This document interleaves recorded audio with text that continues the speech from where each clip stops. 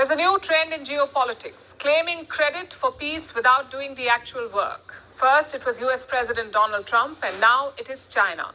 Their foreign minister Wang Yi has made a sweeping claim. He says China mediated the ceasefire between India and Pakistan. Listen to this. Following this Chinese approach to settling hotspot issues, we mediate in northern Myanmar, the Iranian nuclear issue, the tensions between Pakistan and India, the issues between Palestine and Israel, and the recent conflict between Cambodia and Thailand. We have stood firm on the right side of history when it comes to central questions about right and wrong, questions that challenge international justice. We have unequivocally opposed hegemonism and power politics, and we have done our best to provide both moral and practical support to countries suffering injustice.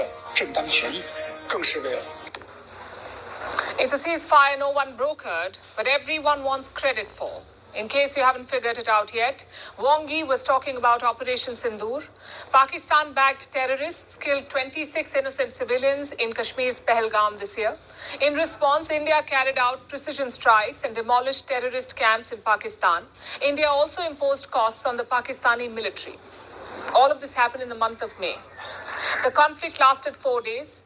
It ended with a ceasefire when Pakistan made a formal request. Pakistani generals reached out to India's military. That's the DGMO, the Director General of Military Operations. They made contact with India on the 10th of May. They asked for a ceasefire. A phone call was held between the two sides, and at around 3:35 p.m. on the 10th of May, a ceasefire was agreed upon. No third party was involved in this. There was no back-channel diplomacy or external mediation. The India-Pakistan ceasefire was an outcome of direct military talks. India made this clear on day one, and today India reiterated that fact. New Delhi said the ceasefire was a result of bilateral engagement. Then why is China claiming credit? What are they trying to do here? China is trying to rewrite the facts. It is trying to portray itself as a responsible power and a peace broker. But the reality is very different. China was not calming this conflict in May. China was fueling it.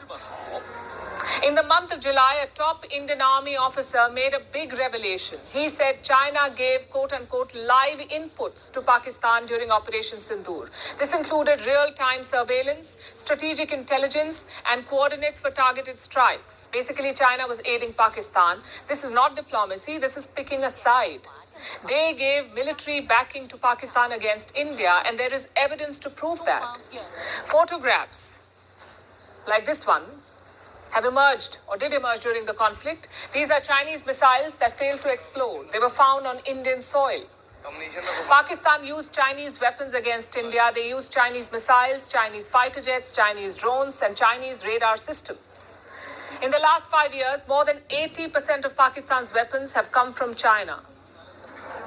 These are not the actions of a responsible power. China was actively enabling this conflict and using this battleground as a live laboratory. China used this opportunity to test its weapons in a real-world combat situation and against real targets. Even after the conflict, China did not stop. It launched a disinformation campaign. It tried to discredit the Rafale fighter jet that the Indian side used. The idea was to promote Chinese warplanes, specifically the Chinese J-35 fighter jet. Beijing wanted to boost its military sales, so it began circulating fake images online, AI-generated images that claimed to show downed Indian jets. A report submitted to the US Congress in the month of November confirms all of this. So to sum it up, China armed Pakistan during Operation Sindoor. It supplied them weapons, it provided live intelligence, and it tried to discredit India's military strength. That does not sound like the work of a mediator. That's more like the role of an enabler. And it's unfortunate because 2025 was supposed to be a turning point of sorts, with India and China narrowing some of their differences, with high-level diplomatic contact resuming and direct flights taking off. Even Chinese investments made a comeback this year, but Wang Yi's latest comments are a reminder that this relationship is still quite tricky and that the trust gap, the trust deficit, is still deep. In fact, Beijing is now taking offense over Indian cinema too. They're upset about a new movie, a film called Battle of Galwan. It stars Salman Khan, who is one of India's leading actors. And as the name suggests, the film is based on Galwan, the 2020 clash in eastern Ladakh between Indian and Chinese forces. It led to a 4-year-long military standoff between the two countries, India and China. And now there's a Bollywood film coming out. Only the trailer, by the way, has been released so far. And the trailer has angered China. Their state-run mouthpiece has commented, that's the Global Times. They've published a story calling the film, and I'm quoting, distorted and over the top. India has responded sharply.